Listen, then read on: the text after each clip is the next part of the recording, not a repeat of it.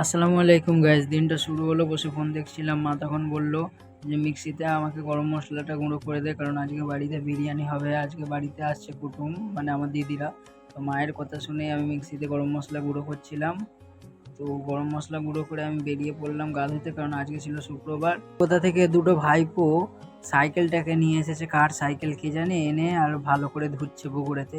তাই ওদের একটু পাগলামো দেখে আমিও নেমে পড়লাম পুকুরে ঝাঁপ মেরে নেমে আমি গাটা ধুয়ে নিলাম, ভালো করে গোসল করে নিলাম। গোসল করে বেরিয়ে পড়লাম নামাজের উদ্দেশ্যে। যাচ্ছিলাম একটু পূজালিতে, একটু দরকার ছিল পেট্রোল পাম্পে। তাই পেট্রোল পাম্পে এসে পেট্রোল ভরিয়ে নিলাম। পেট্রোল ভরিয়ে নিয়ে এবার আমরা বেরিয়ে যাব নামাজ পড়তে। তো নামাজ পড়া হয়ে গেছে, এখন আমরা যাচ্ছি বাড়ির উদ্দেশ্যে। এই দেখো মাহির কি বললো। তো যাচ্ছিলাম আনন্দ করতে করতে বাড়ির দিকে সোজা। বাড়িতে ফিরে বেরিয়ে পড়লাম দাদার সাথে পার্সেল দিতে। আর তাই কাস্টমারকে ফোন করলাম, কাস্টমারকে জিজ্ঞাসা করছি লোকেশন কোথায়। তো কাস্টমারকে পার্সেলটা দিয়ে দিয়ে তারপরে কথা হচ্ছে। তো কাস্টমারকে পার্সেল দিয়ে বেরিয়ে পড়লাম একটু আশিপুর গঙ্গার দিকে যাওয়ার উদ্দেশ্যে। আশিপুর গঙ্গা এখন খুব সুন্দর লাগবে, বুঝলে। তো চলে এসেছি আশিপুর গঙ্গাতে। এখন একটু আমি হাওয়া খাই, ততক্ষণ তোমার চ্যানেলটাকে সাবস্ক্রাইব করে দাও। আর